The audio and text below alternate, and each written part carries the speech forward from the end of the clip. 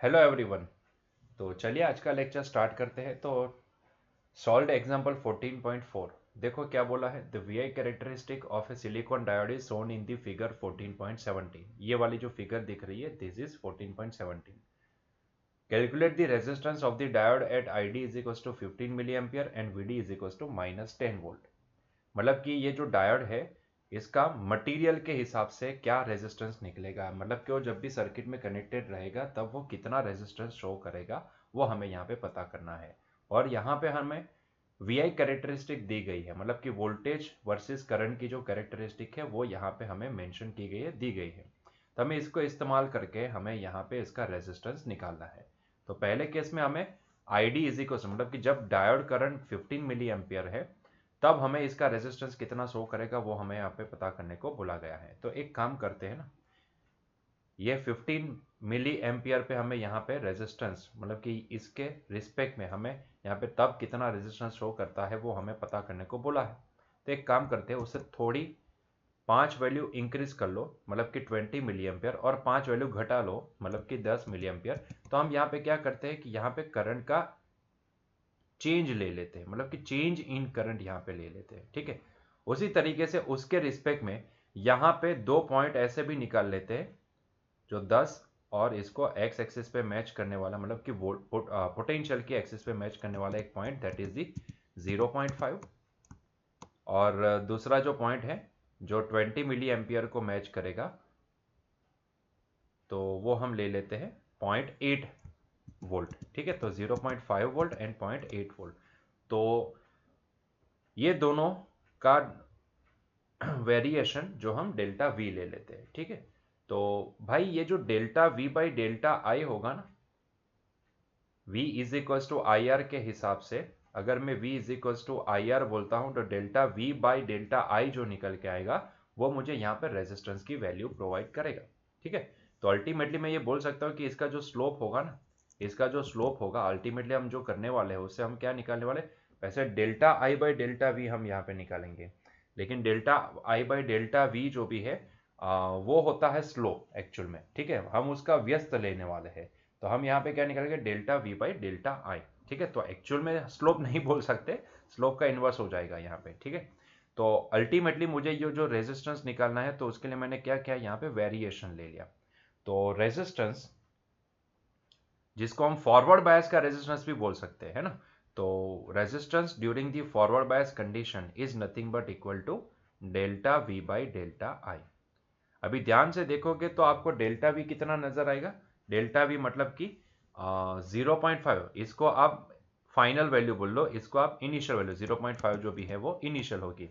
यहाँ पे ये फाइनल ये इनिशियल। ठीक है, तो फाइनल माइनस इनिशियल होता है, तो डेल्टा वी को मैं यहाँ पे लिखूंगा 0.8 माइनस 0.5, और डेल्टा आई को मैं लिखूंगा 20 मिली माइनस 10 मिली, मतलब कि 20 माइनस 10 मिली को कॉमन ले लेते हैं तो इंटू 10⁻³ तो अगर हम इसको सॉल्व करेंगे तो 0.8 माइनस, एक्चुअल में ये 0.5 नहीं है, 0.5 तो यहाँ पे, सॉरी फॉर दैट, यहाँ पे 0.5 है तो ये 0.7 हो सकता है, तो हम इसको 0.7 मान लेते हैं। ठीक है, तो यहाँ पे हमने एक मिस्टेक कर दी, ये 0.7 है।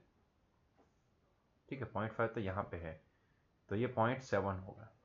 ठीक, तो ये कितना वैल्यू आ जाएगा, तो ये वैल्यू हमारे पास आ जाएगी 0.1 डिवाइड बाई 20 माइनस 10 हो जाएगा 10, तो ये 10 इंटू 10⁻³ ठीक है, मतलब कि ये 10⁻² जो ऊपर चला जाएगा तो 100 हो जाएगा, तो 0.1 इंटू 100 तो ये कितना शो करेगा 10 ओम।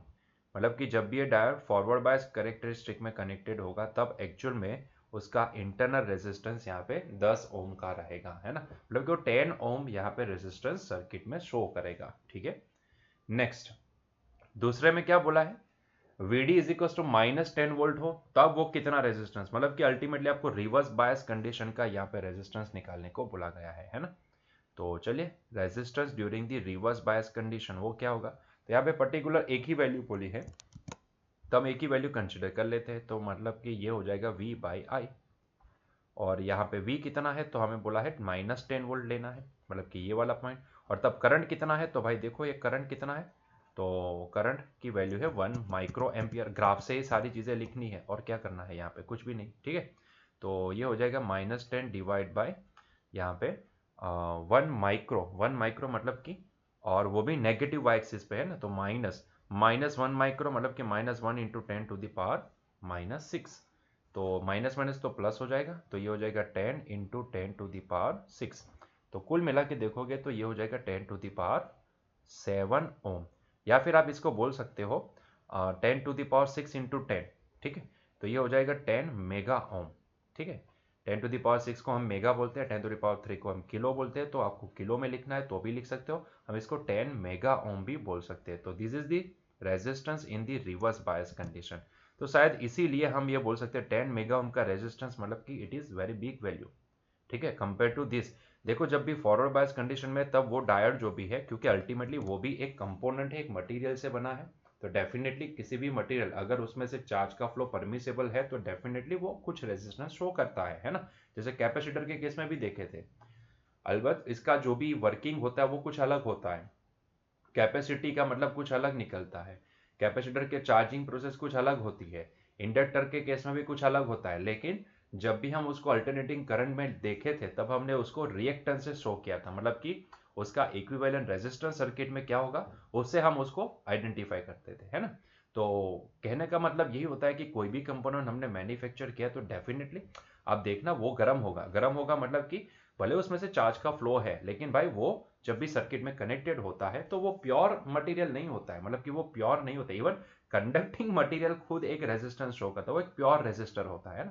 तो यहाँ पे भी अगर परमिशन भले है यहाँ पे करंट के फ्लो की, मतलब कि चार्ज का फ्लो अलाउड है, फिर भी वो नेटवर्क के अंदर, सर्किट के अंदर कुछ ना कुछ रेजिस्टेंस शो करेगा। और हमें यहाँ पे ये क्वेश्चन में यही बोला है, हमें यहाँ पे ग्राफ के ऊपर से हमें यही निकालने को बोला गया है कि जब भी वो फॉरवर्ड बायस कंडीशन में है तब वो कितना रेजिस्टेंस शो करेगा, और जब वो रिवर्स बायस कंडीशन में है तब वो कितना रेजिस्टेंस शो करेगा। तो हमने देखा कि यहाँ पे फॉरवर्ड बायस में भाई वो 10 ओम का रेजिस्टेंस शो करेगा, बहुत ही छोटी वैल्यू है। लेकिन कंपेयर टू रिवर्स बायस, अगर फॉरवर्ड बायस में 10 ओम है तो अगर हम रिवर्स बायस में कंसीडर करते हैं तो तब वो 10 मेगा ओम बहुत बड़ी वैल्यू होती है। शायद इसीलिए हम ये बोल सकते हैं कि जब भी यहाँ पे डायोड रिवर्स बायस कंडीशन में होगा तो करंट के फ्लो को अलाउ नहीं करेगा, वो चार्ज को फ्लो नहीं होने देगा, है ना। तो हम यहाँ पे इसीलिए ये बोल सकते हैं कि हाँ डेफिनेटली यहाँ पे करंट का फ्लो जीरो होगा, मतलब कि वो एक ओपन सर्किट की तरह ट्रीट होगा। इसको आप नियरर टू इनफाइनाइट बोल सकते हो, इसका रेजिस्टेंस कितना बोल सकते हो, इन्फिनिटी, मतलब इतना बड़ा रेजिस्टेंस कि भाई यहाँ से करंट का फ्लो पॉसिबल नहीं है। हालांकि पॉसिबल है, माइक्रो एम्पियर रेंज का करंट पॉसिबल है, लेकिन उसको करेंगे क्या माइक्रो एम्पियर को, ठीक है, बहुत ही छोटी वैल्यू होती है, उसको डिटेक्ट करने के लिए भी मुझे फिर गैल्वेनोमीटर लगाना पड़ेगा। ठीक है, ए मीटर तो मुझे जीरो ही दिखाएगा, क्लियर हुई बात। तो इसलिए वो रिवर्स बायस कंडीशन में हम इतना बड़ा रेजिस्टेंस शो करता है, इसलिए हम इसको रिवर्स बायस कंडीशन में हम इसको ओपन सर्किट से रिप्लेस करते हैं। ठीक है, तो अभी यही देखते हैं कि भाई जब भी डायोड फॉरवर्ड बायस होता है तो हम उसको इसके इक्विवेलेंट कौन सी सर्किट से शो कर सकते हैं, एंड जब भी वो रिवर्स बायस होता है तब हम उसको कौन सी सर्किट से शो कर सकते हैं, ताकि हम रेक्टिफायर का जो वर्किंग है वो अच्छे से समझ पाए। ठीक है, तो चलिए नेक्स्ट स्लाइड की ओर आगे बढ़ते हैं। देखो यहाँ पे diode as a forward bias and reverse bias, मतलब कि जब भी डायोड फॉरवर्ड बायस है तब हम उसको इक्विवेलेंट कौन सी सर्किट से रिप्लेस करेंगे, एंड जब भी वो रिवर्स बायस है तब हम उसको कौन सी सर्किट से रिप्लेस करेंगे। लेकिन सबसे पहले डायोड का सिंबॉलिक रिप्रेजेंटेशन। भाई कोई भी डायोड है, डायोड का सिंबॉलिक रिप्रेजेंटेशन बहुत ही सिंपल है। डायोड को ना ऐसे सिंबल से बताया जाता है। So this is the symbolic representation of diode. ठीक है, तो this is the symbolic representation of diode. ठीक है, डायोड के ये वाले टर्मिनल, कौन सा वाला, ये वाले टर्मिनल को ना एनोड बोला जाता है और ये वाले टर्मिनल को कैथोड बोला जाता है। ठीक है, हमें पता है एनोड मतलब कि यहाँ पे पी टाइप मटेरियल फिलअप होता है, एंड कैथोड मतलब कि वहाँ पे एन टाइप मटेरियल फिलअप होता है। ठीक है, तो एनोड का मतलब होता है इसका पॉजिटिव, एंड कैथोड का मतलब होता है उसका नेगेटिव टर्मिनल। ठीक है, लेकिन ऐसा होता नहीं है।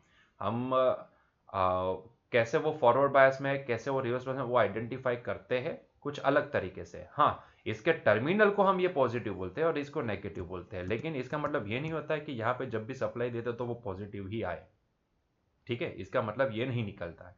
मतलब कि कहने का मतलब ये है, कहने का तात्पर्य ये है कि यहाँ पे मुझे चाहिए तो मैं नेगेटिव सप्लाई भी दे सकता हूँ, ऐसा नहीं है कि पॉजिटिव टर्मिनल पे पॉजिटिव सप्लाई ही देना है, ऐसा नहीं है, है ना। ये सिर्फ टर्मिनल को आइडेंटिफाई करने के लिए कि भाई यहाँ पे पी टाइप मटेरियल भरा हुआ है, मेजोरिटी चार्ज करें वहाँ पे होल है, तो हम इसको पॉजिटिव टर्मिनल बोलेंगे और इसका नेगेटिव टर्मिनल। अगर मार्केट से आप परचेस करते हो डायोड को तो आप देखिएगा तो आपको एक ऐसा छोटा सा एक सिलेंडर दिखेगा, एक छोटा सा ऐसा एक सिलेंडर, पतला सा एक सिलेंडर दिखेगा। इसके दो ऐसे लेग होंगे, इसको बोला जाता है, यहाँ पे एक ना सिल्वर कलर की एक रिंग होगी। आप अगर देखोगे तो सिल्वर कलर की आपको एक रिंग दिखेगी। ये जो रिंग होती है ना, ये वाला जो टर्मिनल है वो नेगेटिव होता है जिसको हम कैथोड बोलते हैं, और ये वाला जो टर्मिनल होता है जिसको हम पॉजिटिव टर्मिनल एनोड बोलते हैं। ठीक है, तो इसको इस तरीके से आप आइडेंटिफाई कर सकते हैं। काले रंग का होता है ये डायोड, आप मार्केट से देखोगे तो आपको ऐसे काला काला और यहाँ पे ऐसी एक सिल्वर कलर की एक रिंग दिखेगी। ये जहाँ पे सिल्वर कलर की रिंग है वो उसका नेगेटिव टर्मिनल है। ठीक है, मतलब कि वो उसका कैथोड है। और आप ना ये सिंबल जो भी है ना, वो सिंबल खुद यहाँ पे करंट की डायरेक्शन दिखाता है। देखो ये डायरेक्शन, ये एक एरो जैसा नहीं दिख रहा है आपको, ये डायरेक्शन का एरो नहीं दिख रहा है आपको, तो ये एरो ही है। ये जो एरो है ना, ये जो डायरेक्शन है, ये डायरेक्शन दिखा रहा है एनोड से कैथोड। मतलब कि ऐसा दिखाना चाहता है कि whenever this diode is in the forward bias condition, at that time current will flow from anode to cathode. मतलब कि ये जो डायरेक्शन, जो एरो दिखाई दे रहा है, एरो की जो डायरेक्शन है, वही डायरेक्शन में करंट का फ्लो होगा जब ये डायोड फॉरवर्ड बायस कंडीशन में होगा। ठीक है, तो ये सिंबॉलिक रिप्रेजेंटेशन आपको समझना है। It will show the direction of current, direction of current in forward bias condition. अभी इसको मैं शॉर्ट में लिखूंगा F B, in forward bias condition. ठीक है, तो जब भी डायोड फॉरवर्ड बायस में होगा तब यहां पे ये जो डायरेक्शन होगी ना, इसके एरो की जो दिशा है, इस दिशा में करंट का फ्लो होगा, हम ये बोल सकते हैं, है ना। क्लियर। अभी सवाल ये आता है कि वो फॉरवर्ड बायस में कब माना जाता है एंड रिवर्स बायस में कब माना जाता है। तो बहुत ही सिंपल पॉइंट है, कब हम इसको फॉरवर्ड बायस में बोलेंगे, तो बहुत ही आसान पॉइंट है इसको आइडेंटिफाई करना। फॉरवर्ड बायस, जिसको मैं शॉर्ट में अभी एफ बी बोलूंगा। ठीक है, अभी ना ये शॉर्ट फॉर्म से आप यूज टू हो जाओ, F B and R B. F B का मतलब होता है forward biasing and R B का मतलब होता है रिवर्स बायसिंग। तो यहाँ पे एक बहुत ही बड़ा सा एक गलत सोच आपके दिमाग में बैठी होती है, गलत सोच एक आपके दिमाग में फिट हो चुकी है कि भाई बैटरी का पॉजिटिव टर्मिनल अगर एनोड से कनेक्टेड है एंड बैटरी का नेगेटिव टर्मिनल अगर वो कैथोड से कनेक्टेड है तो ही वो फॉरवर्ड बायस होता है। नहीं, ऐसा नहीं है। हाँ, वो भी फॉरवर्ड बायस है, क्योंकि वहां पे एनोड कैथोड से ज्यादा पोटेंशियल पे है, हायर पोटेंशियल पे है। ठीक है, तो इसीलिए वो फॉरवर्ड बायस में है। लेकिन इसका मतलब ये नहीं कि फॉरवर्ड बायस बनाना मतलब कि उसके एनोड को पॉजिटिव टर्मिनल से ही कनेक्ट करना और कैथोड को नेगेटिव टर्मिनल से ही कनेक्ट करना, ऐसा जरूरी नहीं होता है ना। तो फॉरवर्ड बायस में हम क्या यहाँ पे याद रखेंगे, जैसे कि मान लो कि मेरे पास ये एक डायोड है, हम यहाँ पे आइडियल डायोड की ही बात करेंगे। तो ये एक डायोड है, इसका ये एनोड पॉइंट है और ये कैथोड टर्मिनल है। एनोड का मतलब होता है पॉजिटिव, कैथोड का मतलब होता है नेगेटिव। तो ऐसे केस में ध्यान से देखना, अगर वो फॉरवर्ड बायस में है, अगर वो फॉरवर्ड बायस में है, ध्यान से सुनो, अगर वो फॉरवर्ड बायस है तो इसका मतलब ये होता है कि इसका एनोड का पोटेंशियल कैथोड के पोटेंशियल से ज्यादा होगा। Potential of anode is greater than potential of cathode, मतलब कि anode is more positive than cathode. अगर इसको अलग तरीके से बोलना है तो anode is more positive than cathode. और जब भी वो anode is more positive than cathode, ये वाली कंडीशन सेटिस्फाई होगी, at that time I can say that I can replace this diode as a short circuit. ठीक है, तो मैं इसको रिप्लेस कर सकता हूं किसी शॉर्ट सर्किट से, मतलब कि डायोड ओपन है। ओपन मतलब कि ओपन सर्किट नहीं है, ऑन है, इसको हम क्या बोलेंगे, डायोड इज ऑन। ठीक है, तो सर्किट में हम इसको करंट इलेक्ट्रिसिटी की लैंग्वेज में हम इसको एससी मतलब कि शॉर्ट सर्किट से रिप्लेस करेंगे। तो when ever diode is forward bias, eight that time it can be replace by short circuit. ठीक है, शॉर्ट सर्किट मतलब कि ये डायोड को आप हटा दो और उसकी जगह पे एक तार सीधा कनेक्ट कर दो। ठीक है, मतलब कि वो पॉसिबल मैक्सिमम करंट को अलाउ करेगा फ्लो होने में, है ना। हालांकि ये बात अलग है कि यहाँ पे हमने आइडियलिस्टिक केस लिया है, बाकी रियलिटी में हमने देखा इसके आगे वाले प्रॉब्लम के अंदर कि फॉरवर्ड बायस में भी उसका खुद का एक इंटरनल रेजिस्टेंस होता है, दैट इज अराउंड 10 ओम। हमने यहाँ पे देखा था, सिलिकॉन के लिए हमने ये कैलकुलेट किया है ना। मतलब कि यहाँ पे डायोड भी गर्म होगा, हीट के फॉर्म में एनर्जी रिलीज करेगा, है ना। तो लेकिन हम यहाँ पे सर्किट को आसानी से समझने के लिए ऐसा मान लेते हैं कि इसको हम प्योर मतलब डायोड है जिसका इंटरनल रेजिस्टेंस 0 है, तो ऐसे केस में हम इसको शॉर्ट सर्किट से रिप्लेस कर सकते हैं। देखो ये जो नोटेशन मैं लिख रहा हूं ना, ये बहुत ही इंपॉर्टेंट है। ये बहुत इसलिए इंपॉर्टेंट है क्योंकि इसी से रेक्टिफायर सर्किट आपको समझ में आएगी, है ना।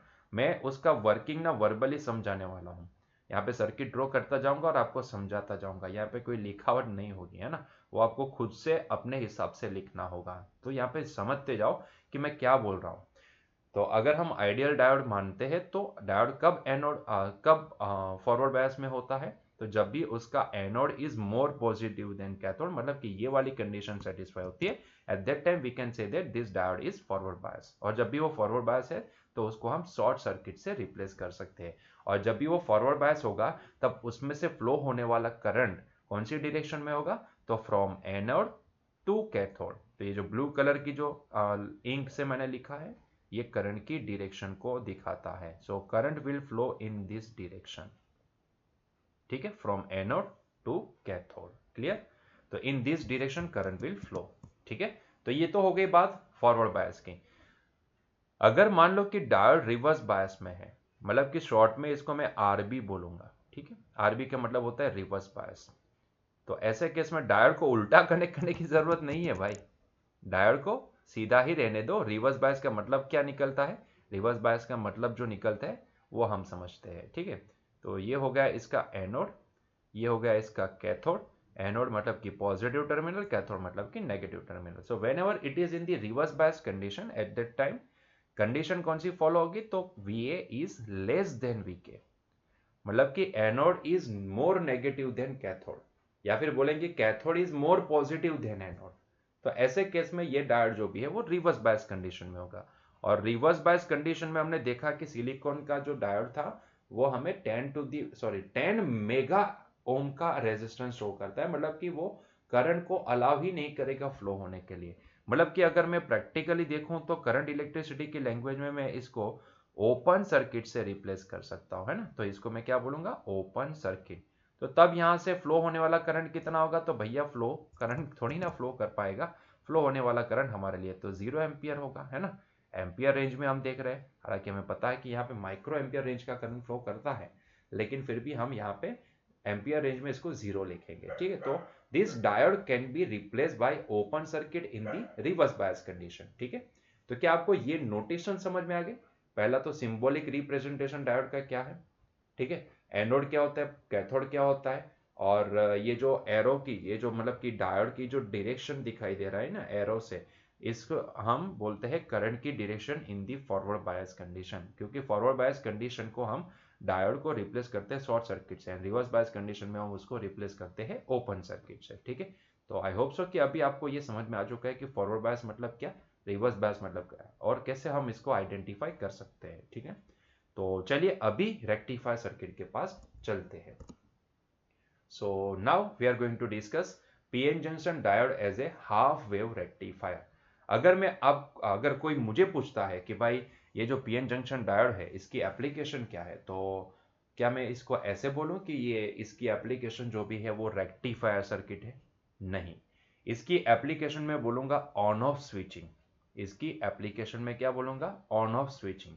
क्यों ऑन ऑफ स्विचिंग? क्योंकि आपने अगर यहाँ पे नोटिस किया हो तो आपको ये समझ में आया होगा कि जब भी डायोड यहाँ पे फॉरवर्ड बायस कंडीशन में है, एट दैट टाइम ध्यान से देखिए, तब हम इसको रिप्लेस कर सकते हैं शॉर्ट सर्किट से। तो जब भी वो फॉरवर्ड बायस कंडीशन में है तो इसको हम मानेंगे कि उसको हम रिप्लेस करेंगे शॉर्ट सर्किट से, मतलब कि हम इसको बोल सकते हैं स्विच के फॉर्म में, it is on switch, it is on switch. Switch जब भी ऑन होती है तो वो एक्चुअल में क्या करती है, शॉर्ट सर्किट होती है ना, वो शॉर्ट सर्किट क्रिएट करती है, सीधी सी बात है ना। हम यहाँ पे अगर सर्किट के अंदर भी की दिखाते हैं तो वो कैसे दिखाते हैं, इसी तरीके से दिखाते हैं ना, कि अगर मैं इस स्विच को ऑन करता हूं तो मतलब कि ये स्विच अभी ऐसे कनेक्ट हो जाएगी, है ना। तो ये क्या हो गई, शॉर्ट सर्किट हो गई। तो डायोड जब भी फॉरवर्ड बायस होता है तब प्रैक्टिकली हम इसको शॉर्ट सर्किट से रिप्लेस करते हैं ना, मतलब कि अगर मुझे इसको स्विच के फॉर्म में लिखना है तो मैं इसको ऑन स्विच बोल सकता हूं, इट इज ऑन स्विच। उसी तरीके से जब भी डायोड रिवर्स बायस कंडीशन में होता है तो we can replace it as a open circuit, और इस ओपन सर्किट को मैं क्या बोल सकता हूं, it is the off switch, है ना। So it is the off switch. तो इसका मतलब ये होता है कि what is the application of diode. Diode की एप्लीकेशन क्या हो सकती है भाई, डायोड सिर्फ दो ही मोड में काम कर सकता है ना, या तो फॉरवर्ड या तो रिवर्स। तो अगर वो फॉरवर्ड बायस कंडीशन में है तो मैं इसको बोलूंगा ऑन स्विच, और अगर वो रिवर्स बायस कंडीशन में है तो मैं इसको बोलूंगा ऑफ स्विच, है ना। तो इसका मतलब ये है कि I can use this diode as a switching, है ना, ऑन ऑफ स्विचिंग, यस और नो। तो या तो मैं इसको ऑन स्विच के लिए यूज कर सकता हूं या तो ऑफ स्विच के लिए यूज कर सकता हूं। मतलब कि आप मान लो कि ये एक फिजिकल स्विच नहीं, एक ऑटोमेटिक स्विच है कि जो यहाँ पे पोटेंशियल को वेरी करके आप इसको ऑन भी करवा सकते हो, पोटेंशियल को वेरी करके आप ऑफ भी करवा सकते हो, है ना। तो ultimately what is the application of diode? Diode की एक ही एप्लीकेशन है, that is diode as a switch. तो ये जो हम रेक्टिफायर सर्किट पढ़ते हैं वो क्या, वो उसकी एप्लीकेशन नहीं है भाई, उसी की एप्लीकेशन है, लेकिन मेन एप्लीकेशन जो भी है वो होती है डायोड एज ए स्विच, क्योंकि यहाँ पे रेक्टिफायर सर्किट में भी डायोड का इस्तेमाल स्विच के तौर पे होता है, on switch end off switch. समझ में आ रही है बात? तो यहाँ पे इसीलिए मैं यहाँ पे थोड़ा सा सहमत नहीं हूं। यहाँ पे इसको आपकी एनसीईआरटी की किताब में ऐसा बोला गया है कि भाई diode as a half wave rectifier, application of PN junction diode as a half wave rectifier. तो हाँ उसकी एप्लीकेशन है, लेकिन उसकी मेन जो एप्लीकेशन अगर मैं बोलूं तो वो रेक्टिफायर के लिए नहीं है, वो ऑन ऑफ स्विचिंग के लिए है। मतलब कि डायोड की एक कैरेक्टरिस्टिक बन चुकी है कि भाई वो ऑन ऑफ स्विचिंग के तौर पे यूज हो सकता है, तो हम उसी एप्लीकेशन का फायदा उठाते हैं और वहां से हम यहाँ पे एप्लीकेशन बनाते हैं। सर ये क्या हुआ, एप्लीकेशन का फायदा उठा के एप्लीकेशन बनाते हैं? मतलब कि अल्टीमेटली आप समझो कि ये जो डायोड है, डायोड को हम सिर्फ ऑन ऑफ स्विचिंग के लिए यूज कर सकते हैं। अभी ये ऑन ऑफ स्विचिंग में से आप जो जो सर्किट में उसको ऑन ऑफ स्विचिंग में यूज कर सकते हो वो उसकी एक प्रैक्टिकल एप्लीकेशन हो जाएगी, है ना। ठीक है। तो सर तो इसका मतलब क्या हुआ, मतलब कि हमें क्या मानना है? अरे भाई यही मानो जो आपको एनसीईआरटी में दिया गया है ना। मतलब कि diode, PN junction diode, application of PN junction diode as a half wave rectifier. ठीक है। तो ultimately it is the application. ठीक, चलो खुश। ओके चलो, तो यहाँ पे अभी आगे बढ़ते हैं, PN junction diode as a half wave rectifier. अभी सबसे बड़ा सवाल मेरी ओर से, यहाँ पे सबसे बड़ा सवाल आपको, ये रेक्टिफायर का काम क्या होता है? क्या हमें रेक्टिफायर की कोई जरूरत है क्या? पहले तो ये बताओ कि रेक्टिफायर कभी आपने सुना है ऐसा वर्ड? अगर सुना है तो बहुत अच्छा है, नहीं सुना है तो भाई आप जहां जहां पे एसी टू डीसी कन्वर्जन करते हो, जहां जहां पे आप एसी टू डीसी कन्वर्जन करते हो, वहां वहां पे आप रेक्टिफायर सर्किट यूज कर रहे हो। तो अल्टीमेटली रेक्टिफायर सर्किट का एक ही पर्पस होता है कि we want to convert some AC to DC. At that time we require one converter which can able to convert any alternating current into the direct current। ठीक है। तो इसके लिए हमें एक कन्वर्टर की जरूरत पड़ती है और वही कन्वर्टर होता है रेक्टिफायर। तो जहां जहां पे आप एसी टू डीसी कन्वर्जन करते हो, जैसे कि मोबाइल को चार्ज करने के लिए यूज होने वाला चार्जर, आपके घर में अगर लैपटॉप है या डेस्कटॉप है तो उसमें एसएमपीएस नाम का एक डिवाइस लगा होता है सीपीयू के अंदर, पीछे साइड पे देखना तो आपको समझ में आ जाएगा। तो वहां पे एक एसएमपीएस जिसको स्विच मोड पावर सप्लाई बोला जाता है, तो वहां पे भी एक रेक्टिफायर सर्किट आपको दिखेगी। अगर आपने लैपटॉप का चार्जर देखा तो उसके अंदर लैपटॉप के चार्जर में एक क्यूब जैसा एक बॉक्स आता है, क्यूब तो नहीं बोलेंगे लेकिन एक बॉक्स जैसा आपको नजर आएगा। तो वहां पे उसके अंदर भी क्या है, एक रेक्टिफायर सर्किट है। जहां जहां पे आपको चार्जिंग की जरूरत पड़ती है, मतलब कि आपका टेलीविजन है, आपका टीवी, अभी तो एलईडी का जमाना है ना। तो एलईडी एलसीडी जो भी आते हैं उसके अंदर भी आपको एक अलग से एक एडेप्टर दिया जाता है इसका, है ना। तो वहां पे भी रेक्टिफायर सर्किट यूज होती है। मतलब कि ऐसा समझ लो कि जहां जहां पे आपको एसी टू डीसी कन्वर्जन करने की जरूरत है, क्योंकि हमारे पास जो इलेक्ट्रॉनिक्स कंपोनेंट होते हैं ना, देखो दो कैटेगरी होती है, इलेक्ट्रिकल एंड इलेक्ट्रॉनिक्स।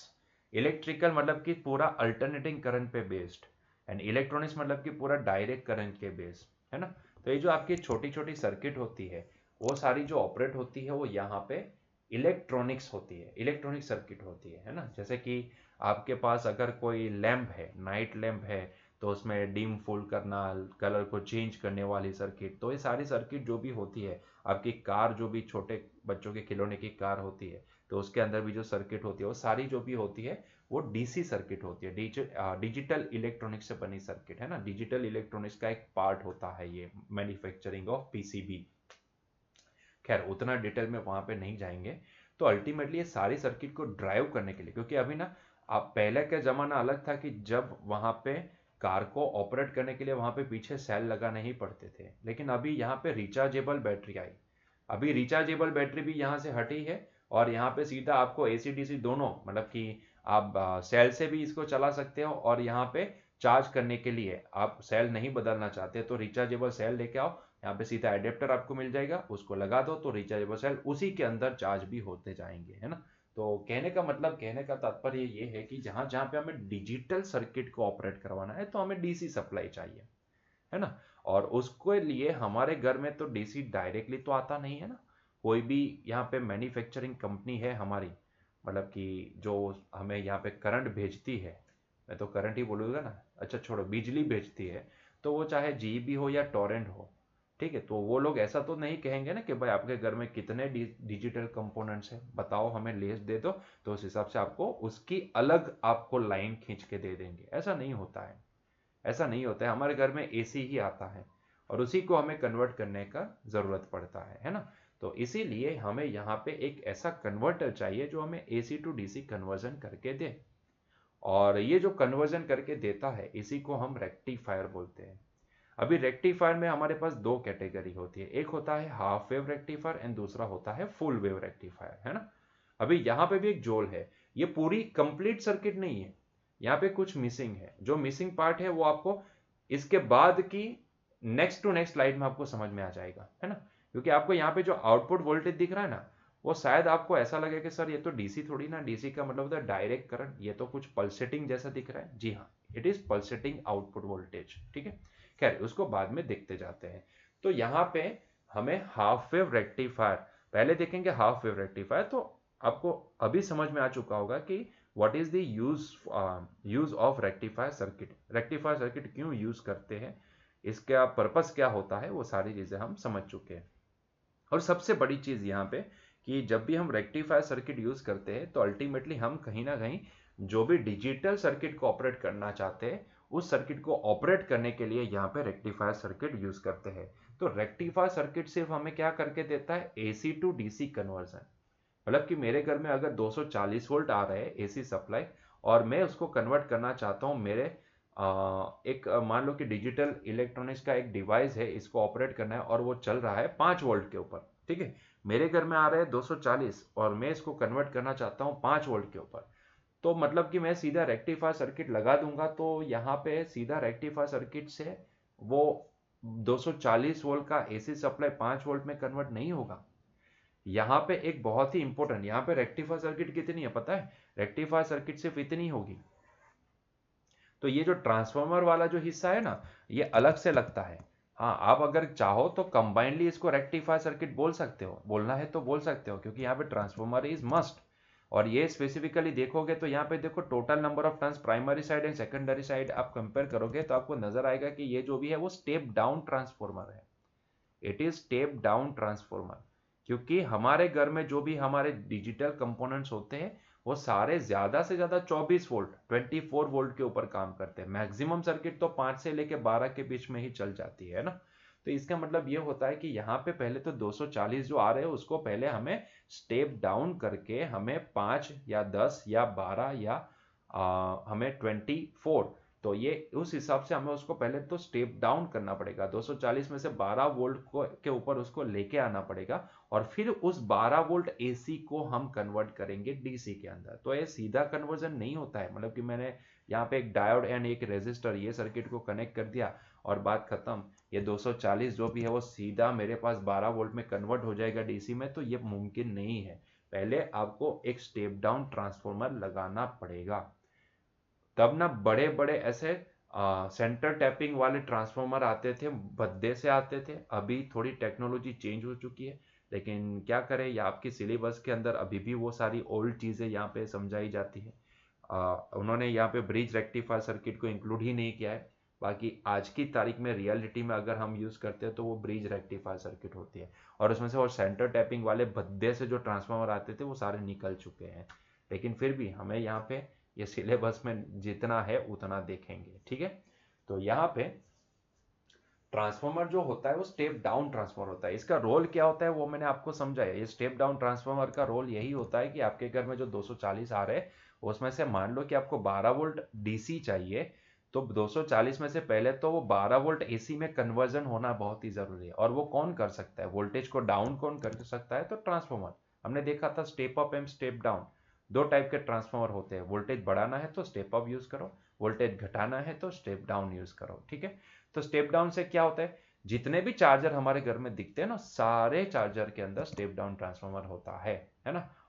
तो ये स्टेप डाउन ट्रांसफॉर्मर क्या करेगा, हमारे डिजायर्ड वोल्टेज के रेटिंग के बराबर एसी रेटिंग में वो कन्वर्ट कर देगा। और फिर वो एसी रेटिंग वाला जो वोल्टेज है वो फर्दर कन्वर्ट होगा डीसी के अंदर, है ना। तो पहले स्टेप डाउन होके 240 में से 12 बनेंगे, और फिर वही 12 एसी 12 डीसी में कन्वर्ट होंगे, ठीक है। तो अब ये कन्वर्जन समझ लेते हैं कि भाई हाफ वेव रेक्टिफायर में होता क्या है, कैसे ये कन्वर्जन होता है। तो पहले तो ये समझो कि हाफ वेव रेक्टिफायर होता क्या, तो हाफ वेव रेक्टिफायर सिर्फ एक डायोड होता है, डायोड एंड रेजिस्टर का एक सीरीज कनेक्शन आप मान लो। तो ये डायोड एंड रेजिस्टर का एक सीरीज कनेक्शन होता है ना। अभी यहाँ पे इसका वर्किंग बहुत ही इंपॉर्टेंट है। मैं क्या करने वाला हूँ, मैं यहाँ पे ऐसे डायोड को कनेक्ट कर दिया, और यहाँ पे इसके साथ सीरीज में रेजिस्टेंस, लोड रेजिस्टेंस को मैंने कनेक्ट कर दिया, और मैं यहाँ से इसके अक्रॉस में से आउटपुट लेने वाला हूँ, ठीक है। तो इसके अक्रॉस में जो आउटपुट आएगा मैं मानूंगा कि वो डिजिटल आउटपुट होगा, मतलब डीसी आउटपुट होगा। तो अभी यहाँ पे क्या होता है कि यहाँ पे हम पूरे एसी सप्लाई को, क्योंकि एसी सप्लाई को मैं अल्टरनेटिंग करंट मतलब कि इस तरीके से बता सकता हूँ ना। अभी ये मत बोलना कि सर ये कैसे आया, हमने ये सारी चीजें अल्टरनेटिंग करंट में देखी है। तो इसका नेचर जो भी होता है एसी का वो ऐसा होता है, साइनोसॉइडल होता है ना। तो यहाँ पे हम हर एक हाफ हाफ साइकिल को देखते जाएंगे, हर एक को तो नहीं देखेंगे, क्योंकि जो यहाँ पे पहली है वही तीसरी वाली है, तो जो नेचर यहाँ पे पहले में दिखेगा वही सेम ऑपरेशन हमें यहाँ पे तीसरी में भी दिखेगा, है ना। तो हम इसको दो पार्ट में डिवाइड करते हैं, एक होती है पॉजिटिव हाफ साइकिल और एक होती है नेगेटिव हाफ साइकिल, ठीक है। तो मैंने जब देखा, मैंने डायोड को इस तरह, देखो डायोड की डायरेक्शन देखो कैसे कनेक्ट की है ना। तो हम पहले देखते हैं during the positive half cycle ये डायोड का बिहेवियर कैसा होगा। सो पहला देखते हैं during the positive half cycle, during positive half cycle,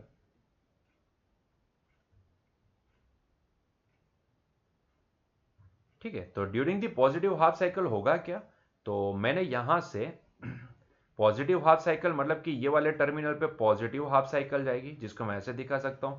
लेकिन उसके एग्जैक्टली नीचे वाला टर्मिनल देखोगे तो यहाँ पे उसकी उल्टी साइकिल मतलब कि नेगेटिव हाफ साइकिल जाएगी। देखो ये पॉजिटिव हाफ साइकिल यहां से गई यहाँ पे, और डायोड के एनोड पे पहुंची, तो डायोड के एनोड पे के ऊपर भी पॉजिटिव हाफ साइकिल, है ना। और यहां से ये नेगेटिव गई, नेगेटिव गई, नेगेटिव गई, मान लो कि इसके अक्रॉस में ड्रॉप हम नेग्लेक्ट करते हैं तो यहाँ पे आएगी नेगेटिव। तो यहां से नेगेटिव साइकिल पहुंचते पहुंचते यहाँ पे आ गई। तो अभी ध्यान से देखो during the positive half cycle आपको क्या दिख रहा है, तो आपको ये दिख रहा है कि एनोड के ऊपर पॉजिटिव हाफ साइकिल दिख रही है एंड कैथोड के ऊपर नेगेटिव हाफ साइकिल दिख रही है ना। मतलब कि एनोड के ऊपर पॉजिटिव पोटेंशियल है और कैथोड के ऊपर नेगेटिव पोटेंशियल है। तो भाई मुझे यहां से एक कंडीशन सेटिस्फाई होती नजर आ रही है कि anode is more positive than cathode. और अगर ये कंडीशन सेटिस्फाई हो रही है, anode is more positive than cathode, then definitely यहाँ पे during the positive half cycle diode will be in the forward bias condition, है ना।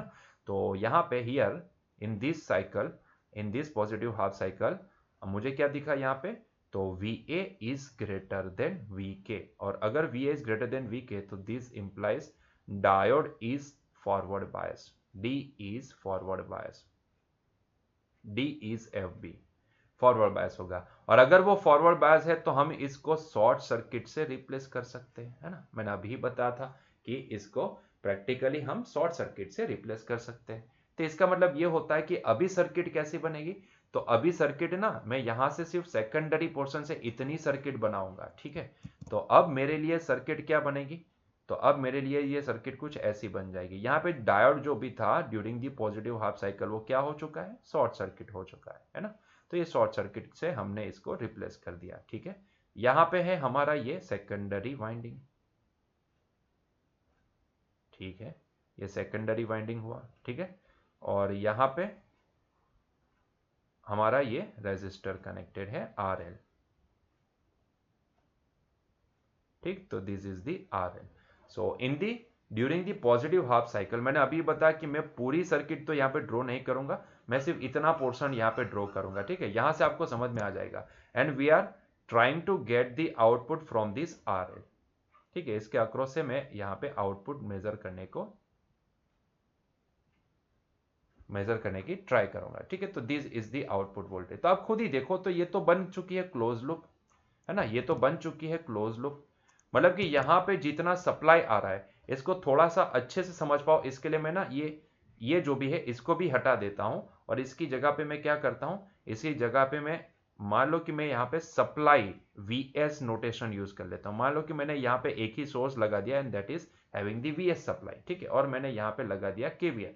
तो आप खुद ही देखो, केवीएल अप्लाई करोगे तो आपको समझ में आ जाएगा कि ये तो शॉर्ट सर्किट से रिप्लेस हो चुका है। देखो मैंने क्या किया, आपको आसानी से समझ में आए इसलिए मैंने यहाँ पे जो ये सप्लाई आ रहा है ना, इसको सप्लाई को, ये पूरे जो कनेक्शन है इसका जो प्राइमरी यहाँ पे हमने सप्लाई दिया है, उसमें से जो यहाँ पे निकल के आएगा उसको मैंने, ये पूरे सेक्शन को मैंने रिप्लेस कर दिया एक छोटे से सोर्स के द्वारा, है ना, जिसको मैंने वीएस नाम दे दिया। तो यहाँ पे मुझे क्लियरली दिख रहा है कि भाई ये जो पूरा का पूरा वीएस है वो किसके अक्रॉस में हमें चला जाएगा, आरएल के अक्रॉस में। मतलब कि आरएल के अक्रॉस में अगर मैं वीओ मेजर करूंगा तो मुझे किसके बराबर मिलेगा, तो वीएस के बराबर मिलेगा। आप ऐसा समझ लो कि potential remain constant in the parallel connection, है ना, क्योंकि यहाँ पे कोई रेजिस्टेंस है ही नहीं। प्रैक्टिकली आइडियली हम देखते हैं तो आइडियल केस में यहाँ पे रेजिस्टर डायोड का नेग्लिजिबल है, reverse bias sorry forward bias condition में उसका रेजिस्टेंस जो भी है वो नेग्लिजिबल है, ऐसा हम मान लेते हैं। तो इन दिस केस हम ये बोल सकते हैं कि पूरा वीएस किसके अक्रॉस में ड्रॉप हो जाएगा, आरएल के अक्रॉस में। मतलब कि मैं यहाँ पे बोल सकता हूँ कि वीओ इज इक्वल टू क्या हो जाएगा, वीएस हो जाएगा, है ना, VO is equal to VS. मतलब कि मुझे तब आउटपुट में आरएल के अक्रॉस में जो इनपुट साइकिल है वो पूरी की पूरी इनपुट साइकिल मुझे आउटपुट में मिलेगी। तो देखो इनपुट में क्या है, इनपुट में ये वाली साइकिल हमें नजर आ रही है ना, तो वो पूरी की पूरी जो इनपुट है वही डिट्टो मुझे आउटपुट में मिलेगा, डिट्टो कॉपी, है ना। तो देखो जो इनपुट में है वही मुझे यहाँ पे आउटपुट में मिला। सो दिस इज द आउट, ये जो सेकंड वाला प्लॉट है वो आरएल के अक्रॉस का आउटपुट वेवफॉर्म है, ठीक है। तो मतलब कि पूरी की पूरी पॉजिटिव साइकिल मुझे यहाँ पे आउटपुट में मिल जाएगी, ठीक है। तो ये हो गया during the positive half cycle का वर्किंग। अभी ये भी समझ लेंगे during the negative half cycle क्या होगा। तो दूसरी condition during the negative half cycle क्या होगा, so during negative half cycle,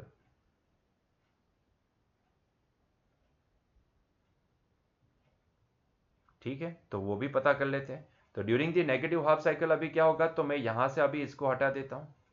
तो मैंने देखा during the negative half cycle मतलब कि यहां पे सप्लाई नेगेटिव, तो ये टर्मिनल पे उसका उल्टा हो जाएगा पॉजिटिव, ये नेगेटिव यहां से फ्लो होता पहुंचा यहाँ पे, ये पॉजिटिव यहाँ पे ड्रॉप नेग्लेक्ट करते हैं तो यहाँ पे पहुंचा यहाँ पे। तो आप देखो अभी कैथोड के ऊपर पॉजिटिव एंड एनोड के ऊपर नेगेटिव, मतलब कि यहाँ पे कंडीशन ये बनेगी VA is less than VK, ठीक है।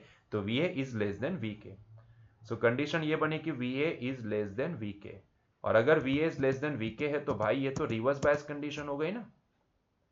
So this is the reverse bias condition, मतलब कि diode D is reverse biased.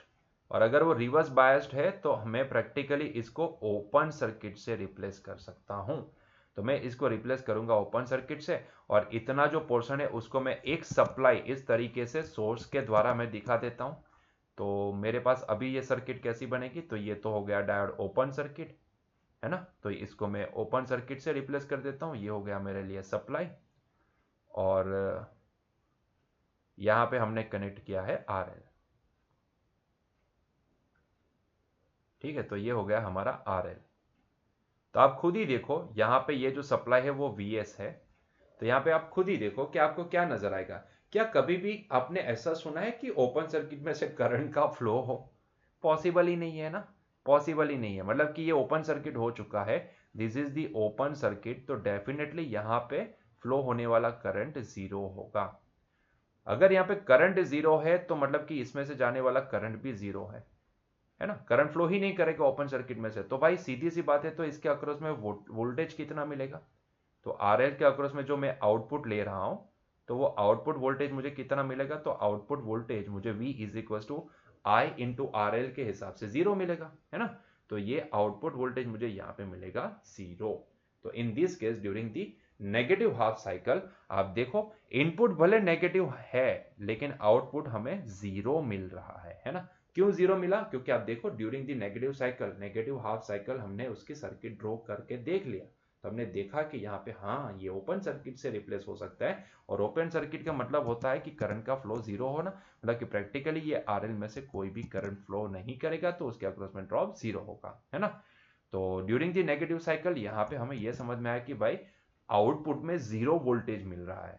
इसका मतलब ये निकल के आता है कि ड्यूरिंग द पॉजिटिव साइकिल हमें डिट्टो कॉपी पेस्ट आउटपुट मिलता जाएगा, और जब भी नेगेटिव साइकिल की बारी आएगी तब हमें आउटपुट क्या मिलेगा, जीरो मिलेगा, है ना। तो इसीलिए इसको हाफ वेव रेक्टिफायर बोला जाता है, क्योंकि आप देखो ध्यान से कि उसकी हाफ साइकिल ना कट हो रही है आउटपुट में। इनपुट में हाफ साइकिल है, नेगेटिव हाफ साइकिल है, लेकिन आउटपुट में वो नेगेटिव हाफ साइकिल कट हो रही है ना, गायब हो गई है ना। तो इसीलिए इसको हाफ वेव रेक्टिफायर बोला जाता है। इसको ना क्लीपर सर्किट का भी नाम दे सकते हैं, है ना, इसको हम क्लीपर सर्किट भी बोलेंगे। खैर हमें वो वर्ड यूज नहीं करना है, हमें यहाँ पे रेक्टिफायर सर्किट ही यूज करना है, ठीक है, नाम यही रहना चाहिए। तो मैंने यहाँ पे नोट डाउन कर लिया कि भाई ड्यूरिंग दी पॉजिटिव साइकिल यहाँ पे डायोड डी जो भी होगा वो फॉरवर्ड बायस में होगा, and during the negative cycle यहाँ पे जो डायोड होगा वो डायोड रिवर्स बायस कंडीशन में होगा। जब भी डायोड फॉरवर्ड बायस में होगा तो डेफिनेटली हम ये बोल सकते हैं कि तब वो शॉर्ट सर्किट से रिप्लेस होगा, मतलब कि जितना इनपुट है वो पूरा डिट्टो कॉपी पेस्ट आउटपुट में मिल जाएगा। और जब भी यहाँ पे डायोड रिवर्स बायस कंडीशन में होगा तब we can replace it by the open circuit, और तब प्रैक्टिकली सर्किट में से कोई करंट फ्लो नहीं करेगा, तब ये आरएल के अक्रॉस में जो आउटपुट वोल्टेज होगा वो भी जीरो हमें नजर आएगा। ठीक है, क्लियर हुआ। सो this is the working of half wave rectifier. तो इस तरीके से हमें यहाँ पे इनपुट में से नेगेटिव साइकिल को हटा के बाकी रही पॉजिटिव साइकिल को ही हम यहाँ पे रिजल्ट के तौर पे ले सकते हैं। ठीक है, तो इसीलिए इसको बोला जाता है half wave rectifier. I hope so कि आपको इसका वर्किंग समझ में आया होगा। ठीक है, तो ये तो हो गया हाफ वेव रेक्टिफायर। अभी यहाँ पे क्या है कि प्रॉब्लम ये है कि ये सर्किट जो भी है ना वो कंप्लीट नहीं है। एक्चुअल में यहाँ पे ये जो हमें आउटपुट मिला है ना, इसको पल्सेटिंग आउटपुट बोला जाता है। इसको मैं क्या नाम दूंगा, it is the pulsating DC, या फिर पल्सेटिंग आउटपुट बोलो, पल्सेटिंग आउटपुट वोल्टेज। तो ऐसा जो भी होता है इसको हम पल्सेटिंग आउटपुट बोलते हैं। तो पल्सेटिंग आउटपुट में से मुझे अगर प्योर डीसी कन्वर्जन करना है, क्योंकि ये डीसी नहीं है। डीसी करंट कैसा होता है, डीसी सप्लाई अगर आप देखो तो ये कांस्टेंट इस तरीके का होता है ना, कांस्टेंट होता है, वेरिएबल नहीं होता है, कांस्टेंट होता है। ये कांस्टेंट नहीं है, ये वेरिएबल है। और यहाँ पे एक साइकिल गायब हो गई, वापिस पॉजिटिव मिली, वापिस यहाँ पे एक गायब हो गई, मतलब कि ये पल्सेटिंग सप्लाई है। और उसमें से अगर मुझे डीसी चाहिए तो मुझे क्या करना पड़ेगा, मुझे एक कैपेसिटर एक्स्ट्रा यहाँ पे कनेक्ट करना पड़ेगा, ताकि ये कैपेसिटर यहाँ से यहाँ तक चार्ज हो जाए और फिर अपने चार्ज को होल्ड कर ले। तो अभी इसके बाद हर एक साइकिल आएगी वो हमेशा चार्ज रहेगा। लेकिन होता क्या है कि फिजिकली सच में रियलिटी में ऐसा होता नहीं है। कैपेसिटर यहाँ तक चार्ज तो होता है, लेकिन धीरे धीरे धीरे धीरे डिस्चार्ज होना स्टार्ट करेगा, करेगा करेगा करेगा करेगा, वापस साइकिल आई, वापस वो चार्ज हो गया, वापस वो धीरे धीरे धीरे धीरे धीरे धीरे डिस्चार्ज होना स्टार्ट करेगा, वापस पॉजिटिव साइकिल है, वापस चार्ज हो जाएगा। तो इस तरीके से इसका चार्जिंग डिस्चार्जिंग चलता ही रहेगा, है ना। लेकिन यहाँ पे प्रॉब्लम ये है कि ये चार्जिंग डिस्चार्जिंग में जो टाइम लगता है ना, मतलब कि आप देखो यहाँ से एक बार यहाँ से चार्ज यहाँ तक हुआ, उसके बाद वापस वो डिस्चार्ज हुआ यहाँ तक, तो ये लंबा गैप आता है, फिर वो वापस चार्ज होगा यहाँ तक, फिर वापस लंबा गैप, फिर वापस चार्ज होगा। तो ये लंबे गैप को अगर मिटाना हो तो हम क्या कर सकते हैं, तो हम एक काम करते हैं ना, जो नेगेटिव साइकिल नहीं मिल रही है उसकी जगह पे अगर मुझे यहाँ पे भी अगर पॉजिटिव साइकिल मिल जाए तो भाई यहाँ पे ये जो चार्जिंग और फिर डिस्चार्ज होने में जो टाइम लगता है ना वो कम हो जाएगा, वापस वो जल्दी से चार्ज हो जाएगा, है ना। तो यहाँ पे इसका बेनिफिट क्या होता है पता है, अगर मैं इसको बेनिफिट के तौर पे बताऊं तो भाई यहाँ से यहाँ तक चार्ज हुआ, मान लो कि वो 5 वोल्ट तक चार्ज हुआ, फिर कैपेसिटर धीरे धीरे डिस्चार्ज होता गया, डिस्चार्ज होता डिस्चार्ज डिस्चार्ज डिस्चार्ज यहाँ तक पहुंचा। ठीक है, जब दूसरी पॉजिटिव साइकिल है जो उसको वापस चार्ज करेगी, ठीक है, तब तक वो ऑलरेडी 5 वोल्ट से गिर के 3.5 वोल्ट हो चुका था, और फिर यहां से वापस 5 तक चार्ज हुआ, फिर वापस वही कहानी 3.5, फिर वापस चार्ज। तो आप देखो यहाँ पे वेरिएशन जो भी है ना वो 5 से लेके 3.5 के बीच का है। तो ये छोटा वेरिएशन नहीं होता है, ये बड़ा वेरिएशन है ना।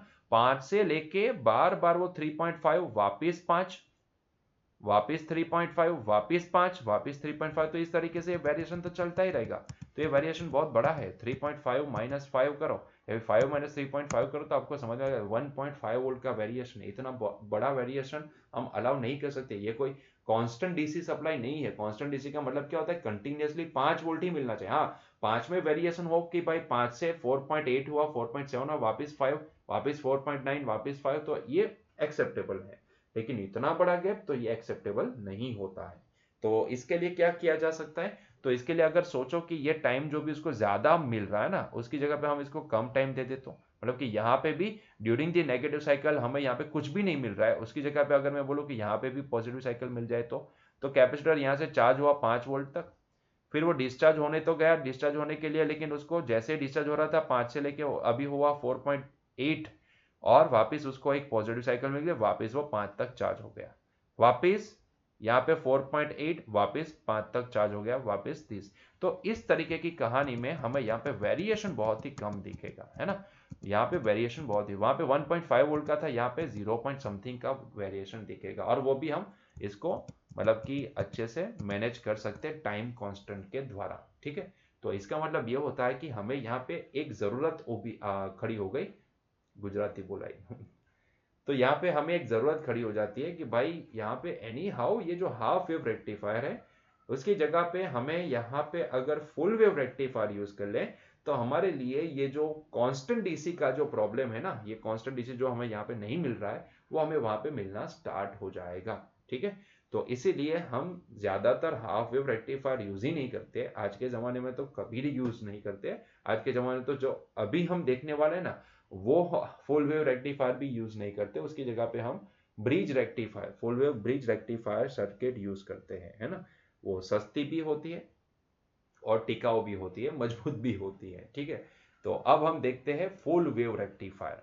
तो this is the working of half wave rectifier. Problem क्या आया कि हमें फुल वेव तक जाना पड़ा, तो वेव मैंने आपको समझा दिया, ठीक है। तो अभी देखते हैं फुल वेव रेक्टिफायर, जिसको हम full wave centre tap rectifier भी बोल सकते हैं। अभी ये सेंटर टैप क्यों, क्योंकि यहाँ पे ना ट्रांसफॉर्मर जो भी यूज होता है सेकेंडरी साइड पे, वहां पे सेंटर में एक टैपिंग किया जाता है। टैपिंग मतलब कि एक वायर का कनेक्शन लेके इस तरीके से ये सर्किट बनाई जाती है। देखो ध्यान से, आपको यहाँ पे सर्किट दी गई, तो यहाँ पे एक पतला सा तार को यहाँ पे सेंटर में टैपिंग करना, मतलब कि कनेक्ट करना, मतलब कि सोल्डरिंग करना, सोल्डरिंग करके उसको जोड़ा जाता है और इस तरीके की सर्किट बनाई जाती है। तो वहां पे हाफ वेव रेक्टिफायर में एक ही डायोड यूज हुआ था, यहाँ पे दो डायोड यूज होंगे। इसको मैं मान लो कि D1 बोल देता हूँ, इसको मैं मान लो कि D2 बोल देता हूँ। तो अभी इसका भी वर्किंग समझ लेते हैं कि भाई यहाँ पे क्या होगा। तो हमारा मेन पर्पस क्या है कि जो वहां पे नेगेटिव साइकिल में हमें जो रिजल्ट में जो कुछ भी नहीं मिलता था, उसकी जगह पे अगर हमें यहाँ पे भी पॉजिटिव साइकिल मिलना स्टार्ट हो जाए तो बहुत ही बढ़िया रहेगा, है ना। तो इससे आसान चीज तो कुछ भी नहीं होगी, है ना। तो इसीलिए हम यहाँ पे क्या करते हैं, एक सेंटर टैपिंग वाला एक यहाँ पे ट्रांसफॉर्मर यूज करते हैं, है ना, जिसके सेंटर में ऐसा टैपिंग हो। तो हम इसको नाम बोलेंगे diode as a full wave centre tap rectifier, या फिर इसको बोलो centre tap, full wave centre tap rectifier. Full wave क्यों, क्योंकि यहाँ पे नेगेटिव साइकिल में भी हमें कुछ साइकिल मिलेगी, है ना। तो इसीलिए हम इसको फुल वेव बोलेंगे, कुछ भी यहाँ पे क्लिप नहीं हो रहा है, ठीक है। चलो, तो अभी इसका भी वर्किंग समझते हैं। तो वापस कहानी वहीं की वही रह जाएगी कि भाई डायोड है, तो diode can be replace as a short circuit if it is in the forward bias condition, and it can be replace as a open circuit if it is in the reverse bias condition. तो ये आपको ध्यान में रखना है, ठीक है। तो मैं यहाँ पे पहले तो ड्यूरिंग दी पॉजिटिव साइकिल, ये हमारा इनपुट है ना, इनपुट है। देखो वेवफॉर्म एट ए, मतलब कि ए के ऊपर जाने वाला वेवफॉर्म एंड बी के ऊपर जाने वाला वेवफॉर्म, ठीक है। तो मैं इसको दो पार्ट में डिवाइड कर देता हूं, एक है पॉजिटिव साइकिल, दूसरी है नेगेटिव साइकिल। तो ये हो गई पॉजिटिव, ये हो गई नेगेटिव। हम देखेंगे पॉजिटिव साइकिल में क्या होगा, हम देखेंगे नेगेटिव साइकिल में क्या होगा, ठीक है। चलिए, तो पहले देते हैं इसको पॉजिटिव साइकिल। तो मैंने यहाँ से पॉजिटिव साइकिल दी, हमें पता है कि यहाँ पे पॉजिटिव, तो वही साइकिल यहाँ से नेगेटिव होके जाएगी, ठीक है। तो ये टर्मिनल पे वो नेगेटिव होगी, तो यही पॉजिटिव आगे बढ़ी यहाँ पे आई, और यही नेगेटिव आगे बढ़ी यहाँ पे आई। और यहाँ पे आप खुद ही देख लो कि हमने यहाँ पे ग्राउंड कर दिया है, मान लो कि ये ग्राउंड कर दिया, तो यहाँ से आप देखोगे तो ये दोनों साइड पे ग्राउंड कर दिया है। तो मैं इसको बोल देता हूँ, इसको ना वर्चुअली ग्राउंड भी बोला जा सकता है, क्योंकि हमने सर्किट के अंदर किया है। वैसे रियलिटी में वहां पे वो एक रिटर्न का एक वायर होता है, ठीक है। चलो ठीक है, उसको अभी नहीं देखते क्योंकि हमें कुछ ऐसा चार्जर तो बनाना है नहीं। तो यहाँ पे मैं बोलता हूँ 0 वोल्ट, यहाँ पे भी बोलता हूँ 0, क्योंकि ये टर्मिनल वायर रेजिस्टर ग्राउंड के साथ कनेक्टेड है, और ग्राउंड का जो भी पोटेंशियल होता है वो हम मान के चलते हैं कि वो 0 होता है। तो दिस इज द ग्राउंड, जिसको GND से डिनोट किया जाता है एंड उसका पोटेंशियल होता है 0 वोल्ट। तो आप खुद ही देखो कि ये केस में आपको क्या दिखा, आपको ये दिखा कि डायोड D1 जो भी है उसके एनोड के ऊपर पॉजिटिव सप्लाई है और कैथोड 0 है। तो इसका मतलब ये होता है कि here anode is more positive than cathode, but exactly उसके अपोजिट में अगर डायोड D2 को देखोगे तो उसके एनोड के ऊपर नेगेटिव सप्लाई है एंड कैथोड के ऊपर 0 वोल्ट है। तो इसका मतलब ये हो कि यहाँ पे anode is more negative than cathode. तो देखो यहाँ पे D1 जो भी है वो फॉरवर्ड बायस में आ रहा है एंड D2 जो भी है वो रिवर्स बायस में जा रहा है ना। कंडीशन समझ में आई? तो चलिए लिखते भी जाते हैं। तो in the case number 1, during दी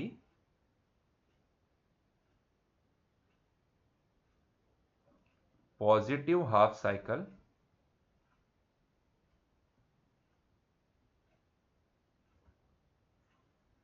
ठीक है। तो अब सर्किट क्या बनेगी, तो यहां पे मैंने देखा कि भाई ये जो D1 है, D1 इज फॉरवर्ड बायस,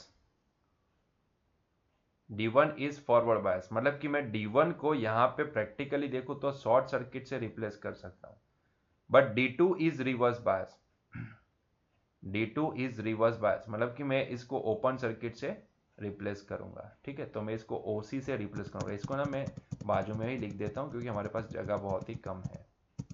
ठीक है, तो यहीं पे लिख देता हूं कि भाई D2 इज रिवर्स बायस, और क्योंकि वो रिवर्स बायस है तो इसीलिए इसको हम ओपन सर्किट से रिप्लेस करेंगे। तो अभी ये जो है ये ट्रांसफार्मर वाला हिस्सा जो भी है इसको मैं एक ही सप्लाई VS से डिनोट कर देता हूं। सो मान लो कि दिस इज दी VS, यहाँ पे ये डायोड D1 है, इसको हम शॉर्ट सर्किट से रिप्लेस कर दिया। सो this is the short circuit. ठीक है, और ये सर्किट कैसे चल रही है देखो, ध्यान से देखो, और यहाँ पे सेंटर में टैपिंग है तो टैपिंग को अलग से दिखाएंगे, डोंट वरी अबाउट इट। और यहाँ पे ये जो दूसरा डायोड था, डायोड D2, उस तो ओपन सर्किट हो चुका है, तो इसको हमने रिप्लेस कर दिया है ओपन सर्किट से। इसको फर्दर आगे बढ़ाएं, यहाँ पे एक हमारा रेजिस्टेंस कनेक्टेड है और यहाँ से सेंटर से हम टैपिंग किए हैं और यहाँ से इसको ब्रिज बना के यहाँ पे कनेक्ट कर दिए हैं। ठीक, सो दिस इज दी RL। तो in this case mister Rastogi क्या होगा, सो ये होगा VO, इसके अक्रॉस में मुझे आउटपुट वोल्टेज निकालना है। ठीक है, तो ये हो गया VO। तो अब अभी देखो इस सर्किट के अंदर करंट कौन सी डायरेक्शन में फ्लो करेगा, मैं आपको पूरी करंट की डायरेक्शन समझाता हूँ। देखो ये क्लोज लूप है, डेफिनेटली ये क्लोज लूप है, अगर आप ध्यान दोगे तो आपको दिखेगा कि डेफिनेटली ये क्लोज लूप है। कैसे, तो देखो मैं ब्लू कलर से आपको करंट की फ्लो दिखाता हूँ।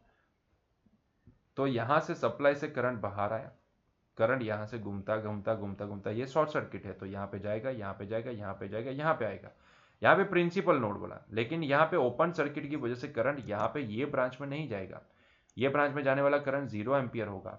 तो अगर ये 0 एम्पियर होगा तो यहाँ पे सारा करंट यहाँ से होके ये RL में से पास करके फिर यहाँ से आएगा और फिर यहाँ से ये वाली डायरेक्शन में यहाँ से होता हुआ यहाँ पे वापस आ जाएगा। तो इस तरीके से ये करंट का फ्लो आपको नजर आता जाएगा। ठीक है, तो इन दिस वे यहाँ पे ये सर्किट के अंदर करंट फ्लो करेगा। ठीक है, तो आई होप सो कि आपको ये समझ में आ चुका है। सो इन दिस केस ये आई यहाँ पे आए, करंट यहाँ पे आया, यहाँ से पूरा करंट ये डायरेक्शन में चला गया क्योंकि यहाँ पे जाने वाला करंट 0 एम्पियर है क्योंकि आगे ओपन सर्किट है, क्लोज लूप नहीं है। करंट फिर यहाँ से रेजिस्टेंस के अंदर गया, एंटर किया, तो ये प्लस होगा, ये माइनस होगा, यहाँ से फिर वापस यहाँ से रिटर्न हुआ और ये डायरेक्शन में आगे बढ़ा, यहाँ से ये डायरेक्शन में आगे गया और फिर यहाँ से रिटर्न होता हुआ यहाँ पे आगे आ चुका है। ठीक है, तो बस यही आपको ध्यान से देखना है। ठीक, तो इन दिस केस हम ये बोल सकते हैं कि क्लोज लूप तो यहाँ पे मिल चुकी है, तो what should be the value of VO। तो यहाँ पे VO में कितना लिख सकता हूँ, आपको क्या लगता है ये VO कितना होना चाहिए? तो भाई देखो पूरे सर्किट के अंदर VO कितना हम बता सकते हैं, ध्यान से देखोगे तो VO इज इक्वल्स टू, यहाँ पे मान लो कि मैंने सप्लाई VS दिया है तो डेफिनेटली जितना VS है उतना ही VO हमें यहाँ पे रिफ्लेक्ट होता नजर आएगा, है ना। अब सर्किट को देखो ना, आपको सर्किट इतनी दिखनी चाहिए, है ना, इतनी सर्किट दिखनी चाहिए, मतलब कि तो सिंपल सी सर्किट है भाई। यहाँ पे रेजिस्टेंस कनेक्टेड है और यहाँ पे सप्लाई कनेक्टेड है, ठीक है। तो सीधा जो भी वीएस है वो डिट्टो यहाँ पे आरएल के अक्रॉस में चला जाएगा। यही तो सर्किट बनी है ना, यही तो सर्किट बनी है, तो आपको ये ध्यान में रखना है, ठीक है। तो इसीलिए हमें यहाँ पे क्या दिखेगा, इसीलिए हमें यहाँ पे दिखेगा कि भाई वीओ के अक्रॉस में आउटपुट वोल्टेज कितना नजर आएगा, वीएस के बराबर। मतलब कि यहाँ पे अगर इनपुट में पॉजिटिव साइकिल है तो ये रेजिस्टर के अक्रॉस में, आरएल के अक्रॉस में आउटपुट भी हमें क्या मिलेगा, आउटपुट भी हमें यहाँ पे same positive cycle ditto reflect होती नजर आएगी, है ना। लेकिन अगर मैं यहाँ पे ड्यूरिंग दी नेगेटिव हाफ साइकिल देखता हूँ, during the negative half cycle यहाँ पे देखता हूँ, तो मुझे रिजल्ट क्या मिलेगा, चलिए वो भी देख लेते हैं। सो ड्यूरिंग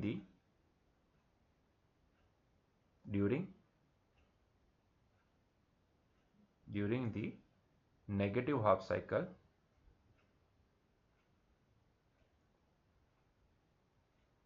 ठीक है, तो वो भी पता कर लेते हैं कि यहाँ पे क्या दिखेगा। तो during the negative half cycle मुझे पहले तो इतना समझ में आता है कि अगर मैं यहाँ पे थोड़ा सा चेंज कर देता हूँ और इनको हटा देता हूँ और यहाँ पे अभी नेगेटिव साइकिल को भेजते हैं और देखते हैं कि क्या हमारे पास निकल के आता है, ठीक है। तो चलिए, तो यहाँ से नेगेटिव साइकिल मतलब कि अभी यहाँ पे जाएगी नेगेटिव, तो ये नेगेटिव आगे बढ़ी, इसके पास भी आएगी नेगेटिव, ठीक है। फिर यहाँ पे क्योंकि वो नेगेटिव उल्टी होके ये पॉजिटिव हो जाएगी और ये पॉजिटिव आगे बढ़ी और यहाँ पे आई, ये जीरो ग्राउंड से कनेक्टेड है, ये जीरो ग्राउंड से कनेक्टेड है। तो आप देखो यहाँ पे कंडीशन क्या बनेगी, यहाँ पे कंडीशन बनेगी V A is less than V K, मतलब कि ये D1 रिवर्स बायस हो जाएगा। और यहाँ पे देखोगे तो V A is greater than V K, मतलब कि ये फॉरवर्ड बायस बन जाएगा, है ना।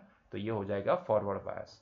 तो यहाँ पे कंडीशन लिख देते हैं, हमें कंडीशन समझ में आ चुकी है कि during the positive half cycle देखो D1 is reverse bias, D1 is reverse bias, मतलब कि जो पहले फॉरवर्ड बायस था पॉजिटिव हाफ साइकिल में, वो यहाँ पे अभी रिवर्स बायस हो चुका है। तो रिवर्स बायस होगा तो मैं इसको ओपन सर्किट से रिप्लेस करूंगा। उसी तरीके से D2 जो भी था पहले वो रिवर्स बायस था, now it is in the forward bias condition, मतलब कि हम इसको शॉर्ट सर्किट से रिप्लेस करेंगे। तो अगर मैं इसकी इक्विवेलेंट सर्किट ड्रॉ कर लेता हूँ यहाँ पे, तो छोटी सी जगह है लेकिन उसमें ट्राई करते हैं, कोशिश करते हैं उसको ड्रॉ करने की। तो ये जो ऊपर वाला जो पोर्शन है ये, ठीक है, ये ओपन सर्किट हो जाएगा, इसका जो डायोड है इसको मैंने ओपन सर्किट से रिप्लेस कर दिया है, ठीक है। और यहाँ पे ये जो यहाँ का जो डायोड है D2 वो शॉर्ट सर्किट से रिप्लेस होगा क्योंकि वो ऑन कंडीशन में है ना, तो वो ऑन कंडीशन में होगा। और यहाँ से हमने कुछ एक रेजिस्टर RL कनेक्ट किया है और ये हो गया हमारा सेंटर टैपिंग। तो यहाँ से अभी करंट किस डायरेक्शन में आगे जाएगा तो वो भी मैं आपको दिखाता हूँ, ठीक है। ये सर्किट को हम यहाँ पे बना दिए। सो दिस इज दी RL, ये होगा RL और हमें RL के अक्रॉस में आउटपुट लेने को बोला गया है। So this is the VO, ठीक है। तो अब देखो करंट कौन सी डायरेक्शन में जाएगा, अब जो भी करंट होगा वो कौन सी डायरेक्शन में जाएगा, तो करंट अभी ये डायरेक्शन में जाएगा। मैं इसको ब्लू कलर से दिखा देता हूं। तो करंट ऐसे घूमेगा, ध्यान से देखिए, करंट ऐसे घूमेगा, या फिर आप पॉजिटिव यहां से स्टार्ट करो, ठीक है। हमने नीचे पॉजिटिव बताया ना, देखो ये वाले नेगेटिव हाफ साइकिल में नीचे वाले टर्मिनल पे पॉजिटिव आएगी, तो यहाँ से फ्लो होना स्टार्ट करेगा, यहाँ से फ्लो होना स्टार्ट करेगा, यहाँ से फ्लो होना स्टार्ट करेगा, यहाँ से एंटर करेगा, फिर यहाँ से बाहर निकलेगा, फिर यहाँ से होता हुआ ये ऐसे गया, ऐसे गया, ऐसे गया और ऐसे। तो in this close loop it will flow. तो इस तरीके से ये आपको फ्लो होता नजर आएगा, ठीक है। करंट फ्लो होता नजर आया आपको। सिंपल तरीके से अगर मैं लेजर लाइट से बताता हूँ तो आपको कुछ ऐसा नजर आएगा, ध्यान से देखिए। तो करंट यहाँ से स्टार्ट हुआ फ्लो होना, यहाँ पे गया, ऊपर तो नहीं जा सकता क्योंकि ओपन सर्किट हो चुके, तो करंट पूरा यहाँ से RL से होके वापस यहाँ से ऐसे घुमा फिरा के वापस अंदर, फिर यहाँ से वापस, इस तरीके से, मतलब कि ये करंट आपको घूमता हुआ नजर आएगा, ठीक है। तो ये हो गई करंट की डायरेक्शन। तो देखो मैं यहाँ पे डायरेक्शन भी बता देता हूँ। तो करंट यहाँ से स्टार्ट हुआ, इस तरीके से आगे बढ़ा, ठीक है। तो यही आई, ये शॉर्ट सर्किट, ठीक है, यहाँ से आगे बढ़ा आई, फिर यहाँ से जंक्शन पॉइंट आया, ऊपर ओपन सर्किट, तो यहाँ पे प्रैक्टिकली 0 एम्पियर जाएगा। तो करंट यहाँ पे, पूरा करंट आई यहाँ पे चला गया, फिर यहाँ से RL में से होता हुआ ये करंट वापस रिवर्स हुआ, यहाँ से आया, यहाँ से आया, इस तरीके से आगे बढ़ा और फिर यहाँ से अंदर एंटर कर गया, ठीक है। तो आप देखोगे तो यहाँ पे ये वाला टर्मिनल पॉजिटिव, ये वाला नेगेटिव, लेकिन आप यहाँ पे लूप चलाओगे तो आपको समझ में आएगा कि यहाँ पे अगर मैंने मान लिया कि ये Vs है, ये मान लिया कि मैंने Vs है, तो ये लूप थोड़ी ना उल्टी चल रही है। देखो ये लूप ना उल्टी चल रही है। ऐसे इस तरीके से हमने रेजिस्टर को यहाँ पे कनेक्ट किया है और फिर यहाँ से होके वापस यहाँ पे ऐसे कनेक्ट कर रहे हैं, है ना। तो ये पॉजिटिव है, ये नेगेटिव है Vs। तो आप देखो ये नेगेटिव और ये पॉजिटिव, ठीक है। तो ये डिट्टो यहाँ पे अप्लाई कर दो, तो मतलब कि मुझे यहाँ पे ना माइनस Vs नजर आएगा, मुझे यहाँ पे माइनस Vs नजर आएगा, ठीक है। जिसको नहीं समझ में आता है वो लोग क्या करेंगे, वो लोग यहाँ पे KVL अप्लाई करेंगे, लेकिन हमें इसकी जरूरत नहीं है, हम इसको समझ सकते हैं, है ना। क्योंकि अगर मैं वैसे एसी सप्लाई में माइनस प्लस नहीं होता है, लेकिन फिर भी मैं आपको समझाने के लिए अगर मैं बताऊं कि ये माइनस है और ये प्लस है, ठीक है, तो ऐसे केस में हम इसको इस तरीके से देखेंगे कि ये पूरा डिट्टो कॉपी पेस्ट इसके अक्रॉस में आ जाएगा, है ना। तो इसके अक्रॉस में जाएगा तो ऊपर वाला टर्मिनल माइनस, नीचे वाला प्लस, मतलब कि मैं इसको लिखने के लिए मैं लिखूंगा माइनस Vs, ठीक है। तो मुझे आउटपुट में क्या मिलेगा, माइनस Vs।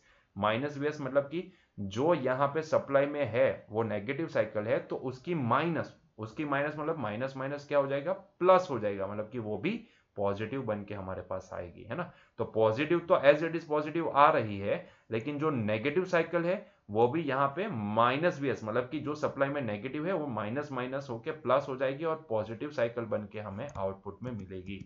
और आप देखो यहाँ पे कुछ भी मिसिंग नहीं है, हर एक साइकिल में आपको पॉजिटिव साइकिल मिल रही है, मतलब कि इसीलिए हम इसको बोलेंगे फुल वेव रेक्टिफायर।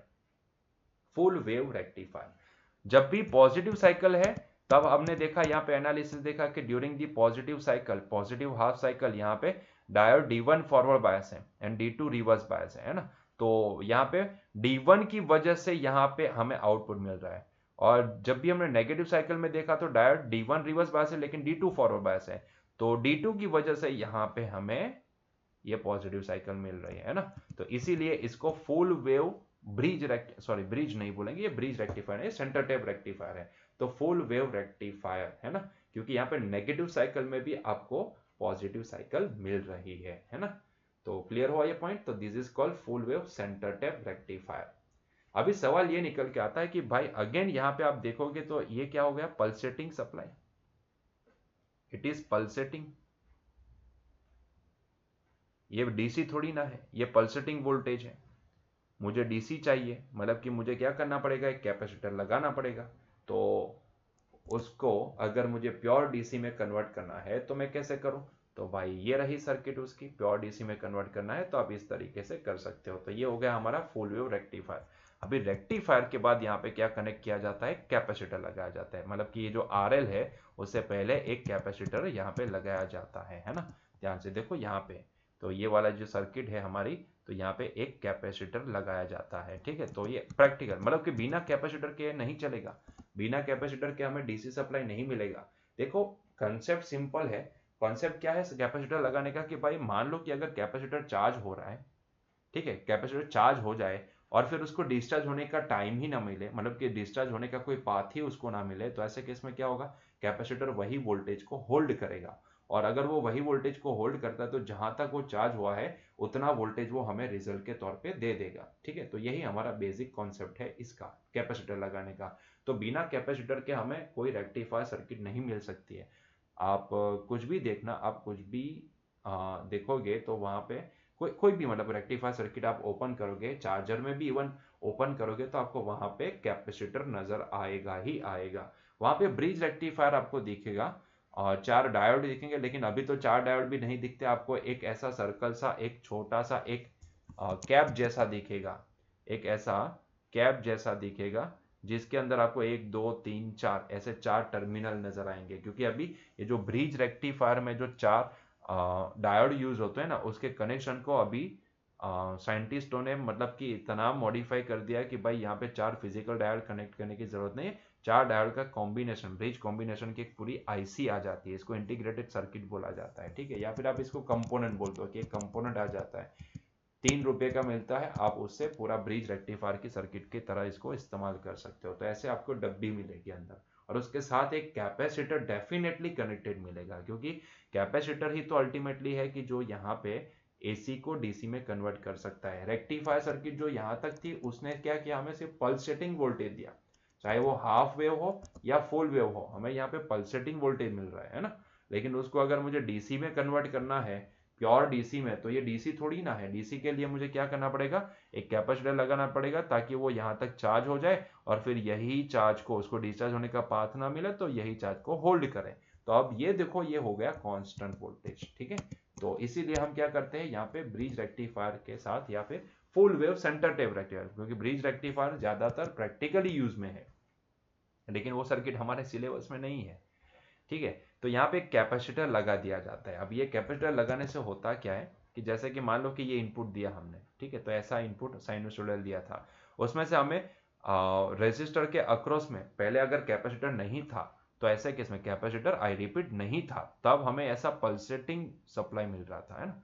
मतलब कि हर एक पॉजिटिव नेगेटिव हर एक साइकिल के अंदर हमें ऐसी पॉजिटिव साइकिल मिल रही थी, ठीक है। लेकिन जैसे ही कैपेसिटर को कनेक्ट किए तो अभी हमें आरएल के अक्रॉस में आउटपुट क्या मिलेगा, तो भाई जितना कैपेसिटर के अक्रॉस में होगा उतना, क्योंकि कैपेसिटर के अक्रॉस में मान लो वीसी है तो वही potential remain constant in the parallel connection, मतलब कि जितना इसके अक्रॉस में उतना ही इसके अक्रॉस में दिखेगा और उतना ही हमें आउटपुट में दिखेगा, है ना, सीधा सा पॉइंट है।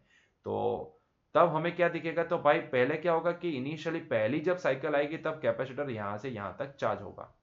अभी यहाँ पे चार्ज होने के बाद मान लो कि इसको डिस्चार्ज होने का कोई पाथ है ही नहीं, अगर डिस्चार्ज होने के लिए उसके पास कोई पाथ है ही नहीं तो वो कैपेसिटर क्या करेगा, अभी यही चार्ज को होल्ड करेगा।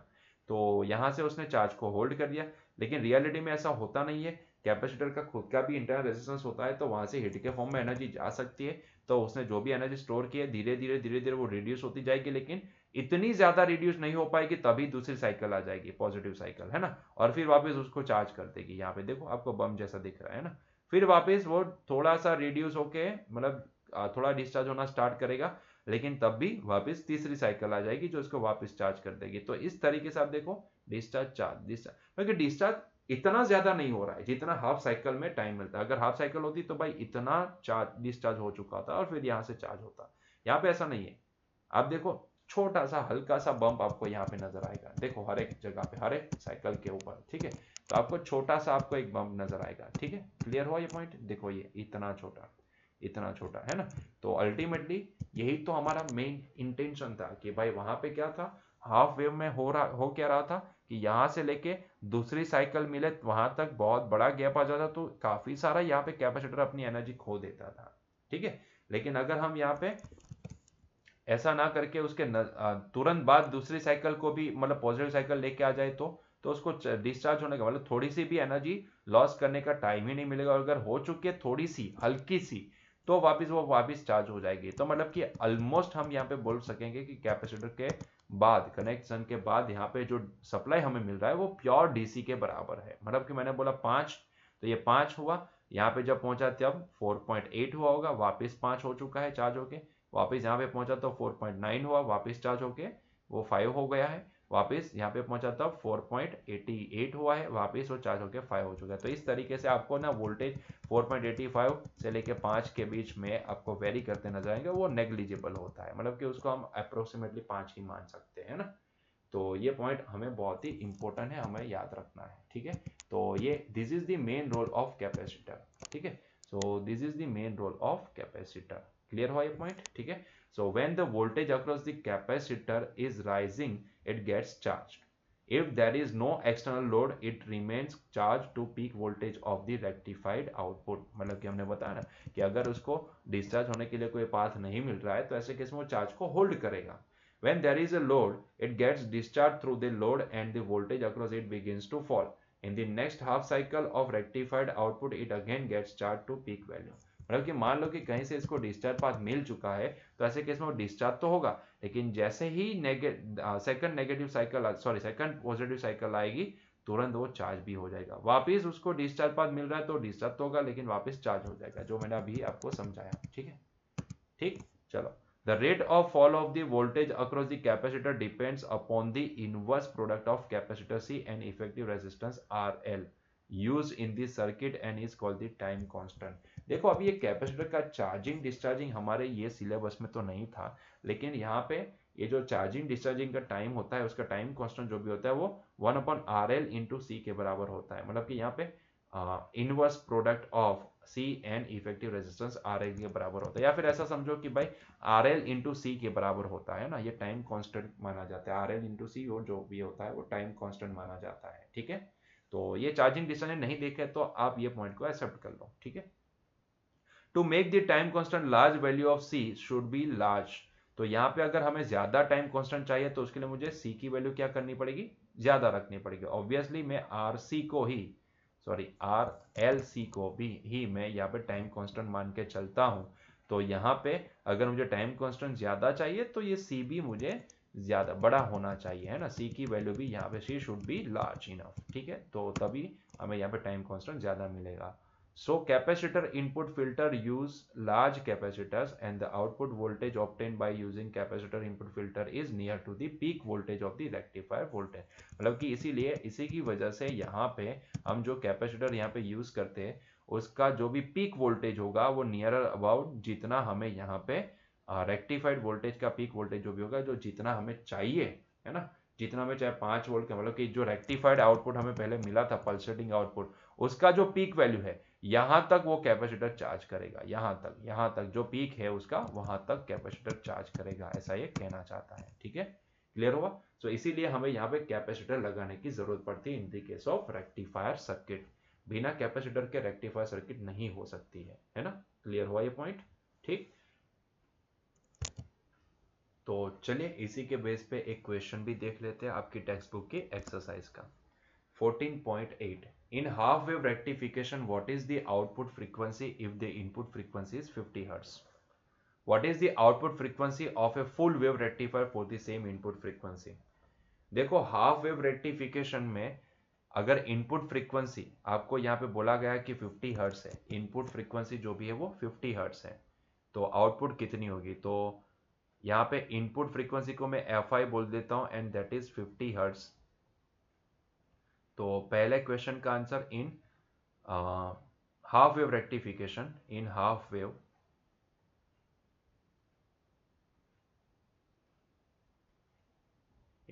वेव मुझे पता है कि जो आउटपुट होती है वो एग्जैक्टली इनपुट के बराबर ही होती है, मतलब कि ये होगी 50 हर्ट्ज। लेकिन in the case of full wave, in full wave